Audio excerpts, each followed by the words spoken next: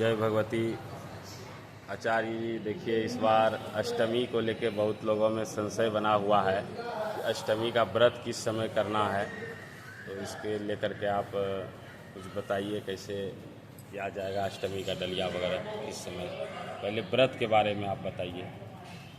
देखिए पीयूष जी, मेरे पास भी बहुत ऐसा दूरभाष आया है जिसमें ये सारा प्रश्न है जी।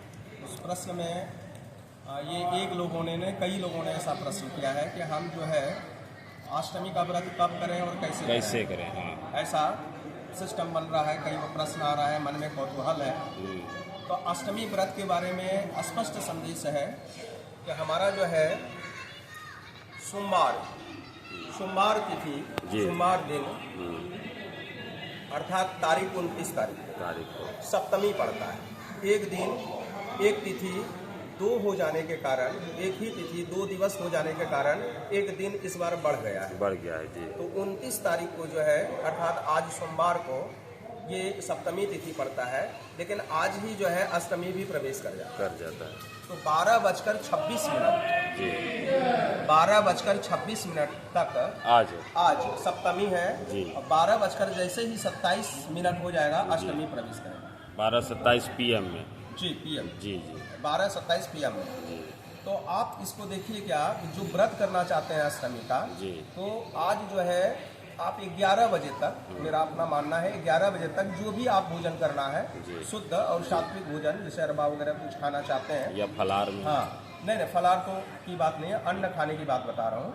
आज आप खा लें 11 बजे तक, ज़्यादा से ज़्यादा 12 बजे तक आप खा पी के निश्चिंत रहें। 12 बजे के बाद आप फल पे चले जाएं, दूध लें, फल लें, ये सारा चीज़ आज अर्थात सोमवार को पूरा दिन भर ऐसे ही रहे।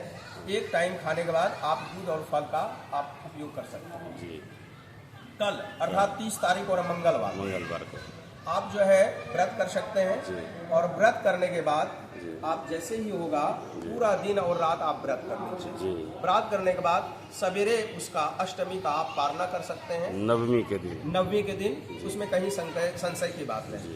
कुछ लोगों के मन में ये प्रश्न रहता है कि 12:26 के बाद जब अष्टमी है तो पूरा दिन भर अगर अष्टमी है हम क्यों नहीं कर लें, ऐसा मन में संशय है। तो देखिए होता है क्या, हम लोग के ऋषि मूर्ति महर्षि द्वारा जो प्रदत्त हैं ग्रंथ, उनमें स्पष्ट तौर पे लिखा गया है जो भी आपको व्रत करना है वो अगला तिथि युक्त हो तो आप करें, नहीं तो नहीं करें।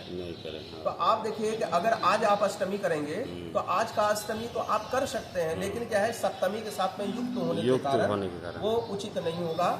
इसलिए वहाँ जो व्यवस्था बनी गई है हमारा ऋषि महर्षि वेद शास्त्र में जो उल्लिखित है वो है कि अगला तिथि जब उसके साथ युक्त हो तो हमारा क्या होगा, कल व्रत करेंगे तो कल अष्टमी जो है 1:45 तक है और 1:45 के बाद नवमी प्रवेश हो जाता है। तो आप देखेंगे कि अगला तिथि अष्टमी के बाद नवमी आता है, तो नवमी से युक्त ही ये उचित होगा। इसलिए जितने भी व्रत ही है वो जो है अष्टमी का अगर व्रत करना चाहते हैं तो 30 तारीख को ही उचित होगा। और ये डलिया के विषय में जो संशय है इसको भी दूर करेंगे आप। देखिए डलिया से संबंधित क्या है कि अगर आपका अष्टमी कल है, कल ही अष्टमी है अर्थात 30 तारीख को अगर अष्टमी है तो एक तरह से तो ये माना जाए कि पूजन जो होगा, जो भी मंडप होगा तो वहाँ छोटा पूजा तो होता नहीं, दिव्य पूजा होता है। अष्टमी अगर मान लिए हम तो पूरा दिन भर हमारा पूजा चलते रहेगा।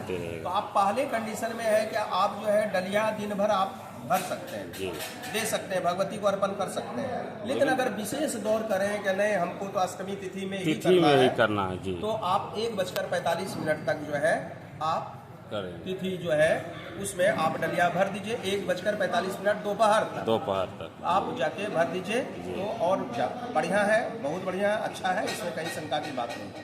एक प्रश्न और जो आ रहा है वह यह प्रश्न आ रहा है कि हम दुर्गा पूजा नवरात्रा का जो है हम पारणा कब करें जी, यह बहुत बड़ा संशय है। सब कई लोगों का प्रश्न ऐसा आया है कि जब 1 तारीख को ही 10वीं प्रवेश कर जाता है तो नवमी खत्म होने के बाद हम 10वीं का पारणा कर लें। ऐसा माना जाता है नवरात्रि वाले के लिए। लेकिन 10वीं सूर्य उदय न होने के कारण 1 तारीख को 1 तारीख को सूर्य उदय के समय 10वीं तिथि नहीं होने के कारण हम इसको नवमी तिथि ही मानेंगे। अच्छा अच्छा, नवमी तिथि मानेंगे। और होता है क्या, अगले दिन जो है 2 अक्टूबर को आप वहाँ कर लें, 2:56 तक समथिंग आप वहाँ कर लें। मतलब जो भी आप 10वीं से संबंधित कार्य करते हैं या पारणा करते हैं तो कर लें। किसी किसी के मन में है ऐसा प्रश्न, क्या 9 रात तो मेरा पूर गया, जी 9 रात पूर गया तो हम 10वां रात करेंगे तो गलत हो जाएगा, अक्टूबर को तो 10 रात हो जाएगा। तो आप सभी को यह बताना चाहते हैं, क्या हमारा जो है 10 रात या 9 रात से मतलब नहीं है। हम लोग एक्चुअली ईसाई पद्धति को नहीं फॉलो करते हैं। नवरात्र मतलब होता है 1 तिथि से 9वीं तिथि के रात तक, प्रतिपदा से 9वीं, प्रतिपदा से 9वीं तिथि के रात तक जी, ठीक ना। ये पूरा जब 9वीं तिथि का आ जाएगा संशय, तो हम क्या मानेंगे उसको नवमी नवरात्र उसी को कहते हैं। 9 तिथियों के रात को नवरात्र कहते हैं। तो इसलिए आप देखेंगे कि 9वीं तिथि में जो 1 अक्टूबर है, उस 1 अक्टूबर में आप दुर्गा पूजा का जो 9वीं तिथि पड़ता है वह आप लगभग बहुत देर तक रहता है। तो अर्थात सूर्योदय उसमें 10वीं तिथि में नहीं होने के कारण उसका 9वीं तिथि का ही रात माना जाता है। ऐसा मत सोचिए वो 10वीं तिथि का रात माना गया जी, 9वीं तिथि का रात माना जाता है।